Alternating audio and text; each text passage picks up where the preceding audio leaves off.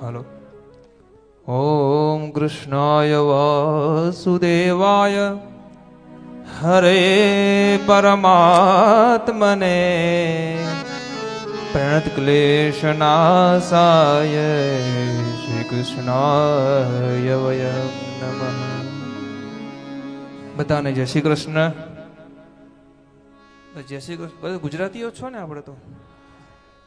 હા, આ તો ભાષા બદલાઈ. મેં કીધું પાછા પણ મોઢા તો ગુજરાતી દેખાય.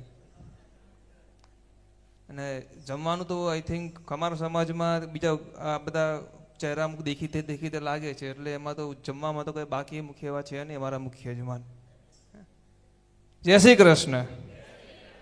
શ્રી રાધે. સુંદર કથાનું રસપાન તો થઈ રહ્યું છે. સૌથી પહેલા પરમ પૂજ્ય ભગવાન કૃષ્ણ વ્યાસ સ્વરૂપ, સુખદેવજી સ્વરૂપ, પૂજ્ય મારા વક્તાશ્રી અને આયોજન કરતા પરિવારશ્રી, યજમાનશ્રી, દરેકને વંદન. દરેકમાં રહેલા કૃષ્ણ પ્રેમને અતિ વંદન. કારણ કે કલયુગમાં જે ખૂટે છે ને એ જે તત્વ છે ને, એક જ તત્વ છે, આનંદ અને પ્રેમ. બીજું બધું આપણને મળી રહે છે. આપણે જોઈએ ધારો કે પુરુષભાઈને ઓળખું, હું જિગ્નેશ સાહેબને ઓળખું છું, તો કદાચ 20 વર્ષ પહેલા પૈસા થોડા ઘણા ઓછા હતા, તકલીફો વધારે હતી ને સમસ્યા વધારે હતી. પણ આજે બધું છે, પણ જે ખૂટતું તત્વ છે ને દરેકના જીવનની અંદર, જે ખૂટતું તત્વ છે ને એ છે પ્રેમ અને કરુણા. એને પ્રેમ અને કરુણા એ પૂરવા માટે આજે ધર્મનો સહારો, ને એમાં પણ મુખ્ય 2 ગ્રંથ.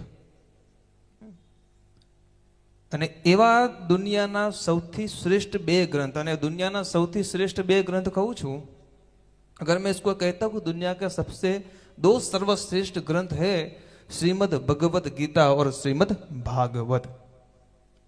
और सब मेरा मानना नहीं है, मैं तो कुछ भी मान लूंगा या आप भी कुछ भी मान लो, कि ऐसा नहीं कि भागवत प्रति अपना धर्म है. लेकिन आज से 15 साल पहले भी ऐसा संशोधन किया गया कि कौन से ऐसे 2 मूल्यवान ग्रंथ है, या कौन से धर्म में वो कौन सा ग्रह है जिनका रिपीटेशन, पुनरावर्तन नित्य समय से किया जाता आ रहे हैं. सभी संस्कृति हो तो वहां से निकलकर 10 साल का पूरा एक रेशियो बनाया गया, और उसमें से 2 ग्रंथ, नहीं बाइबल आया, नहीं कुरान आया, और कोई ग्रंथ नहीं आया, केवल श्रीमद् भागवत और श्रीमद् भगवत गीता ही एक ऐसे 2 ग्रंथ हमें प्राप्त सनातन संस्कृति में दिए गए हैं, जिनको नित्य पुनरावर्तन किया जा रहा है. और उसमें से कुछ ना कुछ नया ही मिलता है. नई वक्ता कभी थके, नई कभी श्रोता थके. नित्य ये जो यावत भागीरथी गंगा यावत देवो महेश्वर, जब तक देव है, सृष्टि है, और आप तो स्कंद में सृष्टि के सर्जन की भी बात हो रही है. तो जब से सृष्टि का सर्जन हुआ तब से श्रीमद् भागवत भगवान का वांग्मय स्वरूप का जो ये रत्न ग्रंथ है वो निरंतर चल ही जा रहा है. और एना भाग रूपे આપણે દરેકને ગર્વ થવું જોઈએ. સનાતન સંસ્કૃતિના દરેક હિન્દુ, દરેક વ્યક્તિને આ ગ્રંથ પ્રત્યેનું માન સન્માન થવું જોઈએ, અને પોતાને ગર્વ થવો જોઈએ કે આપણે આ ગ્રંથના સાંભળવા માટેના આજે ભાગીદાર બનીએ છીએ. એ બહુ મોટી વાત છે. અને બીજાની અંદરની જે મોટી વાત છે ને, કે આવા આયોજન કરવા ને, એ આમ તો શ્રીમદ વ્યાસપીઠ ઉપર બેઠેલા છીએ અમે પણ. 2010ની અંદર પહેલી મેં શ્રીમદ ભાગવતની કથા 4 દિવસીય અને પછી 30 દિવસની માસિક કથાનું પણ અમે પારાયણ કરેલું. એમ થાય કે વ્યાસપીઠ ઉપર બેસવું એટલે બહુ તકલીફકારક હશે, પરંતુ વ્યાસપીઠને સજાવીને એ પરિવારના ઘરે શું થતું હશે ને સાહેબ, એ અમને ખબર પછી પડી. આયોજન કરતાની જે સમસ્યાઓ હોય ને, એ બધાને હાચવવાના, બધાની વ્યવસ્થાઓ, બધાનું નિત્ય ધ્યાન, બધાના આમંત્રિત, વચ્ચે વચ્ચે સમયમાં બધાનું આવાહન કરવું.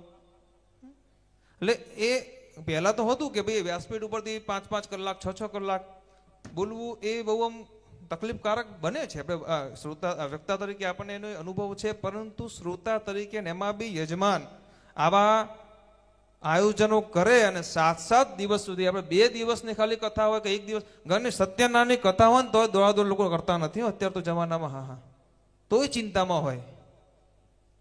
7 દિવસની આ કથાનો નિત્ય પારાયણ કરવું, આવા આયોજન કરવું, એ કૃષ્ણ પ્રત્યેનો આ પરમ પ્રેમ હોય ને તો જ શક્ય બને, બાકી શક્ય ન બને. જેટલા પણ શક્ય, હા, બાકી શક્ય ન બને. એ મારા ઘરમાં જયારે પ્રસંગ આવ્યો ને ત્યારે મને ખબર પડી કે આ બધું જબરું કામ છે.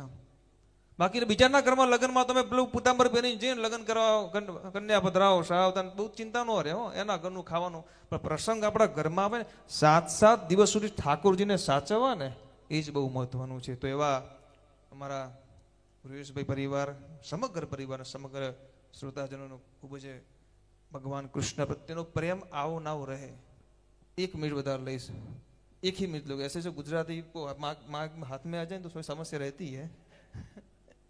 1 मिनट इसमें ऐसे रहूंगा कि जो मुझे अनुभव हुआ है, मैंने 3 कथाओं का नित्य अध्ययन मैंने किया हुआ है.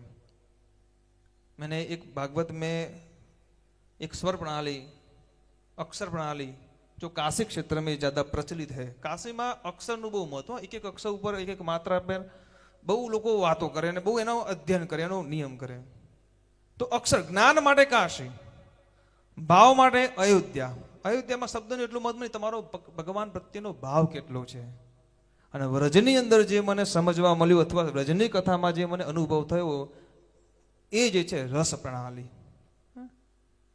તો આ વ્રજની આ ભૂમિ, આખું વ્રજા પૂજ્ય વક્તાશ્રી આખું વ્રજનું જે માહોલ આખો ઉભો કર્યો છે. કોઈ પણ પ્રોડક્ટમાં રસ ના હોય ને, કોઈ પણ તમે ભોજન બનાવો રસ ના હોય તો રોટલીનો પોતાનો રસ છે, શાકનો પોતાનો રસ છે, એમ કૃષ્ણનો પોતાનો રસ છે ને એ વ્રજ રાશિ જ દર્શાવી શકે સાહેબ, બીજા કોઈ દર્શાવી ન શકે. એટલે ખાસ મને બહુ આનંદ થયો. આ સમયની થોડી મર્યાદાથી બધું બધા શિડ્યુલ છે, પણ વ્રજવાસી જ્યારે શબ્દ આવે ને, વ્રજની અંદર જવાનું થાય ને તો એક કથાની એક અલગ જ મોમેન્ટ છે, એક અલગ એક્સપિરિયન્સ, અનુભવ છે. એક શબ્દની અંદર કૃષ્ણનો અનુભવ થાય, એ એક્સપિરિયન્સ. કાશીમાં કૃષ્ણ પ્રત્યેનું જ્ઞાન થાય, કૃષ્ણ શું છે, વેદ શું છે, પારાયણ શું છે, જ્ઞાન થાય. અયોધ્યામાં કૃષ્ણ પ્રત્યે, ભગવાન પ્રત્યેનો ભાવ થાય. પણ એક વ્રજની અંદર ભૂમિમાં શું છે ને, વ્રજવાસીઓ ખરેખર ગુજરાતની અંદર તો આ ગુજરાતની ધરતીનો બહુ મોટો આ પ્રસંગ કહેવાય, પાવન ધરતી કહેવાય કે વ્રજવાસી દ્વારા ભગવાન કૃષ્ણનું સાક્ષાત સ્વરૂપ, વાંગમય સ્વરૂપનું દર્શન આપણે થાય છે ને એ વ્રજવાસી જ કરાવી શકીએ, બાકી ન કરાવી શકે. એટલે મારા પરમ પૂજ્ય વક્તાશ્રીનું અને 2-5 મિનિટમાં બેસીને અનુભવ પણ થાય. કૃષ્ણ જાણે જોડે જ બેઠા છે, એ અનુભવ વ્રજમાં જ થશે, બીજે ક્યાં નહીં થાય. અને વ્રજવાસી જ દ્વારા થાય. ગમે તેટલો મહેનત કરીએ, ગુજરાતી બિઝનેસ સારો કરે, વેપાર કરે અને મન મૂકીને કરે, અને કરવું જોઈએ. પણ જે અનુભવ છે ને એ જેટલા વ્રજવાસી, વ્રજના કથાકાર જેટલા પણ છે, એવા પરમ પૂજ્ય અમારા ચરણોમાં, વ્રજવાસીના ચરણોમાં વંદન કરી આ કથાનું નિત્ય સેવન 7 દિવસ સુધી સરસ થાય અને કથા અર્પણ થાય એવા શુભભાવ સાથે બોલો જય શ્રી રાધે, જય શ્રી કૃષ્ણ, જય જય શ્રી રાધે, શ્રી દ્વારિકાધીશ